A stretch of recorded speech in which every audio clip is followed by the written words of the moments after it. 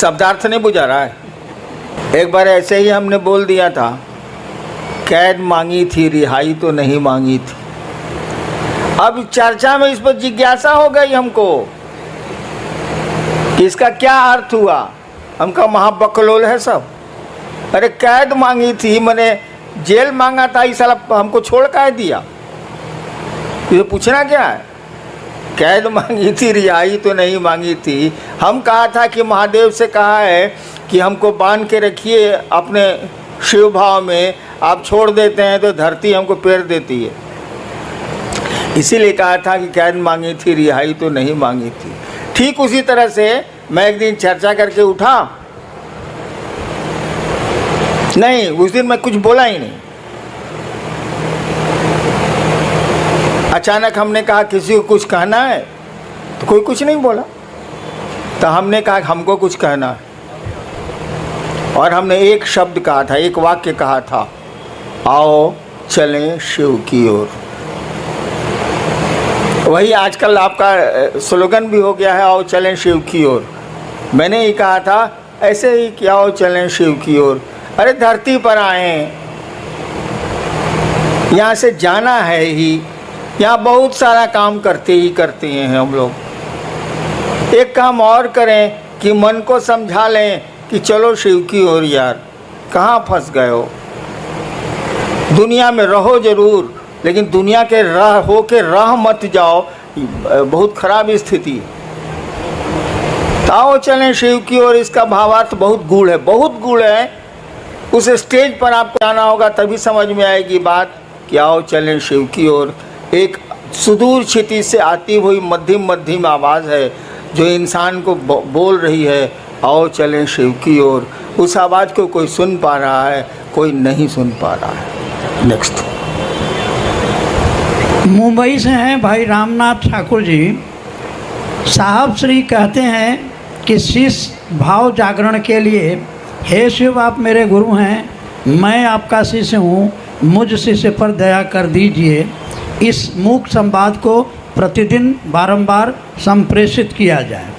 कुछ लोग कहते हैं शिव दया शिष्य भाव के साथ ही मांगने पर गुरु दया करेंगे। कृपया स्पष्ट किया जाए कि दोनों विरोधाभासी क्यों लगते हैं। ये बात ही, सवाल ही हमको स्पष्ट नहीं हो रहा है। क्या इसका अर्थ क्या हुआ, सवाल का अर्थ क्या हुआ। अरे आप समझाइए ना, क्या इसका माने हुआ। एक पक्ष कह रहा है कि गुरु से दया मांगिए, प्रतिदिन संप्रेषित कीजिए। दूसरा व्यक्ति कह रहा है कि जब तक आप भाव से नहीं मांगिएगा आपको दया नहीं मिलेगी। इतना ही बात ना है। जी जी, सुन लिया ना। एगो साधु जी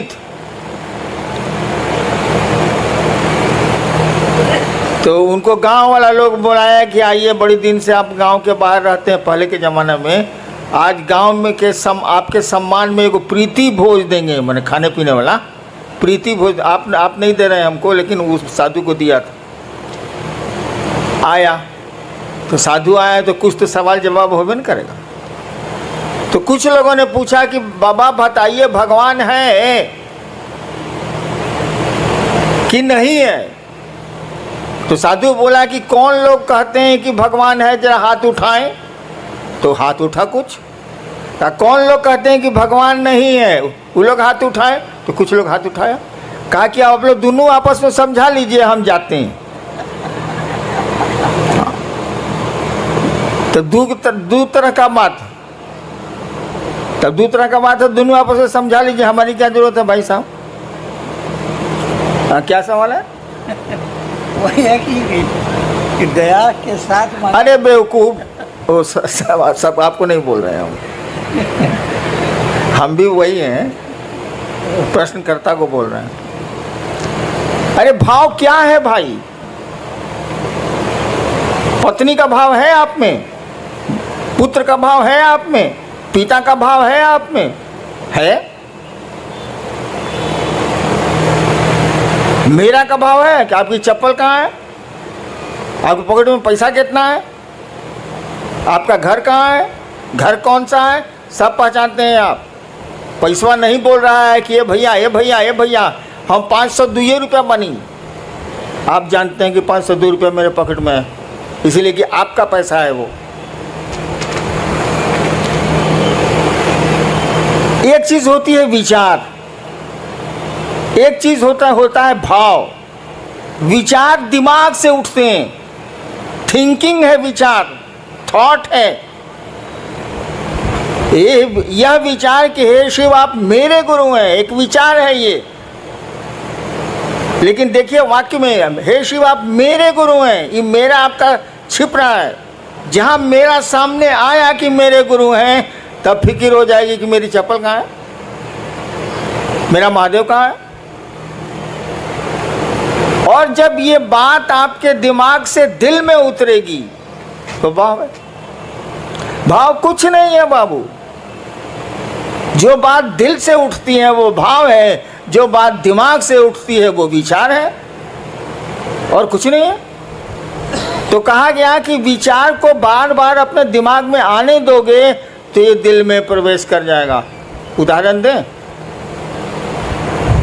हम लोग बहुत जगह अफसर रहे हैं, बाबूजी भी अफसर रहे हैं, तो बदली होती रहती थी, अफसर कॉलोनी थी। पत्नी ने एक दिन आपसे कहा कि जो पड़ोसी है ना अफसर, वो बढ़िया आदमी है, सो आज केला भेजा था बच्चों के लिए। ठीक, ये विचार है, सूचना आपको मिली है। फिर दूसरे दिन पत्नी ने कहा कि उसकी बीवी कद्दू भेजी है सब्जी के लिए। खाली आपके दिमाग में न्यूज आ रहा है, विचार आ रहा है। धीरे धीरे आपको लगेगा कि पड़ोसी बढ़िया आदमी। एक दिन आपकी पत्नी ने कहा कि देखिए ना उसको बुखार लग गया है उनके बचवा को, तो आप कहेगा चलो ना दिखाते हैं। देखिए अब दिमाग से बात दिल में आने लगी, उसके बच्चे को देखने आप जाने लगे। इसका उल्टा देखिए, आपका बच्चा फूल तोड़ने पड़ोसी के यहाँ गया, डांट दिया पड़ोसी ने, आके आपको बोला कि मम्मी मम्मी मम्मी हमको डांट दिया, फूल तोड़ने गए थे। ठीक, एक सूचना आपको मिली, एक विचार आपके दिमाग में घुसा। फिर दूसरे दिन ऐसा ही कुछ हुआ, फिर तीसरे दिन ऐसा ही कुछ हुआ। 5 दिन के बाद आपको मालूम हुआ कि वो स्कूटर से जा रहा था, उलट गई स्कूटर, टांग टूट गया। आपके बाद ठीक हुआ साले को, ठीक हुआ साले। देखिए अब दिमाग से, अखबार का न्यूज़ नहीं है ये, अखबार में रोज एक्सीडेंट होता रहता है, आप कहाँ कुछ सोचते हैं। यानी आपके दिल में बात आ गई, अब ये दुश्मनी का भाव पैदा हो रहा है। वहाँ दोस्ती का भाव पैदा हो रहा था, यहाँ दुश्मनी का भाव पैदा हो रहा है। तो भाव कुछ नहीं है, जो बात दिल से उठती है वो भाव है। शिव मेरे गुरु हैं, ये बात अगर दिल से उठती है तो ये भाव है, अगर दिमाग से उठती है तो ये विचार है। जब तक भाव में नहीं जाएगी ये बात, कहा ही जाता है कि आध्यात्म की किसी भी गाड़ी का पेट्रोल भाव होता।